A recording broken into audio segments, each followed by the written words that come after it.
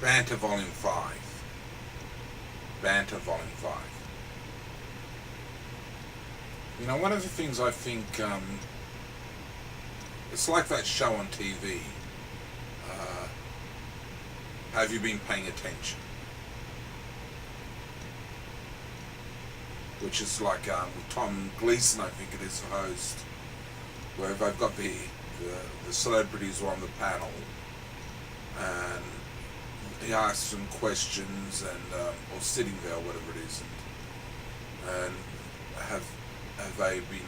Do they know what this such and such event in the news or whatever is all about? They have to finish. They start on saying, or like, this happened. What did he say next? Or what was it about? Or where was it from? A question relating to the article, to see if the people have been paying attention. And sometimes, a lot of the time they get it. Sometimes they don't. But I think that's that show itself is sending a message, and I'm not sure if it's really doing it deliberately, but I think perhaps in the machinations of the constructors of Have You Been Paying Attention, there might be a little bit of community impulse in what they're doing, an altruistic sense of morality that this might be a good encouragement to Australian society. And or whoever created the show, whether it was created elsewhere in the world, if there's equivalents overseas, I don't really know. For our TV shows, a lot of the time there's equivalents internationally in various places.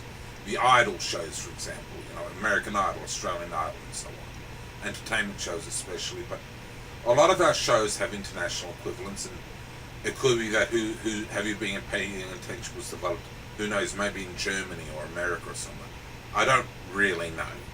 I suppose I do care a bit, but I don't really know. But whoever created it, perhaps there was some little bit of, this is maybe something we want citizens of our country, whoever created it, to think about.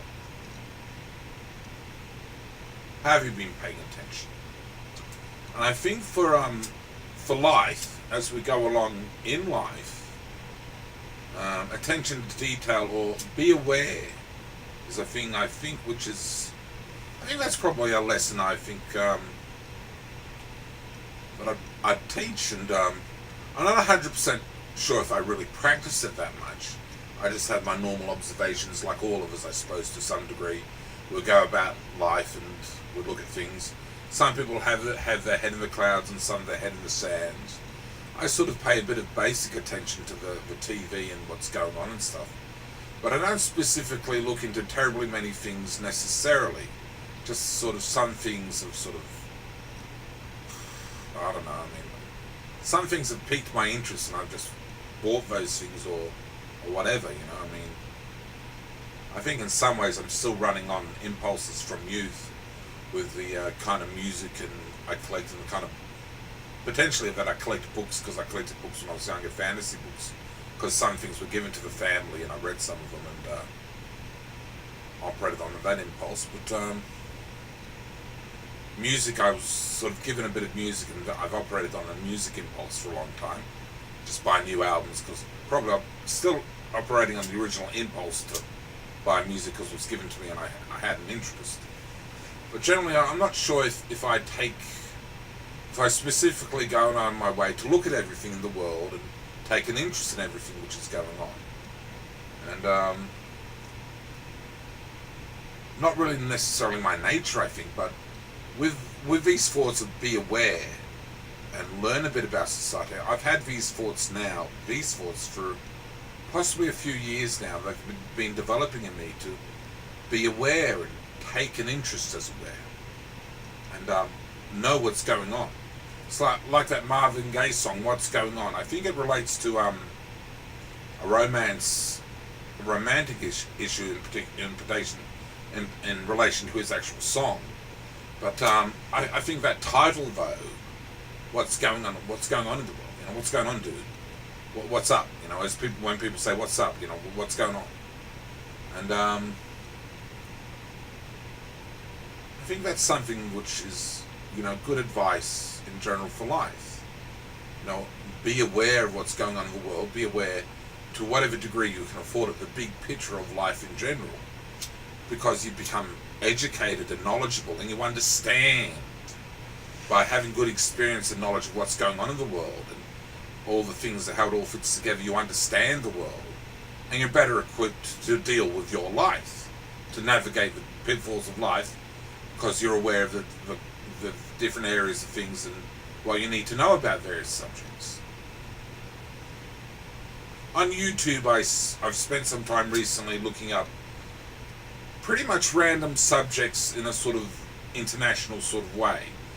Irish fashion, Uruguayan medical health, Hadrian's Wall, the history of Roman Britain, and sort of going through different things globally and just looking at different aspects of society to get a broader education and a sort of a better sense of the big picture of life.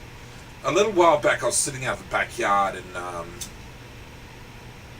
had a bit of a fancy in my head running through a video I'd seen on Merrill Lynch, an accountants in they were an American company, but I'd watched a video from it was in London, I think it was, in the UK, about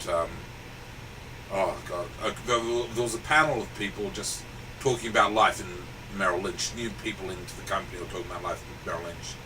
And I was thinking through some of the ideas on that, and one of the reasons that I'd actually watched that video was to get a bit of a broad knowledge, also because Taylor Swift's dad works in Merrill Lynch, and I'm interested in learning about Taylor Swift's life.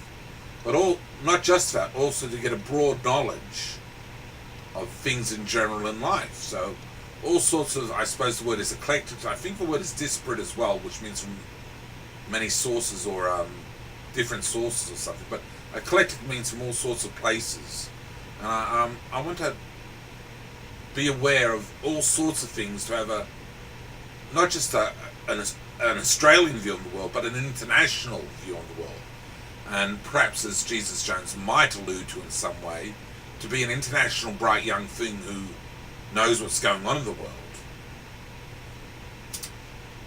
The reasons, as I said, so if you have a better education, a broader experience. They always say travel does that. But with Google Earth, well, you can do it on the internet these days. And I think you become more of, I suppose, cultured in some way, but more of a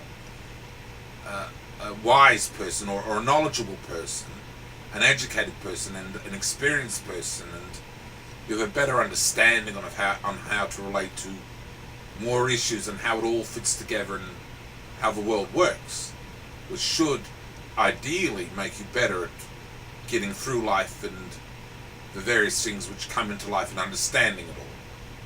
So I think be aware and pay attention to details, and when someone says to you, who you might not necessarily listen to much, you might call it waffle, why don't you make a change and sort of turn to that person and go, yeah, and listen to what they say. Because usually they're often trying to communicate their experiences and their wisdom. And I think if you pay more attention to what you're already being told, you'll probably be the better person for it. So I think as this is Banter Volume 5, be aware and pay attention to what's going on.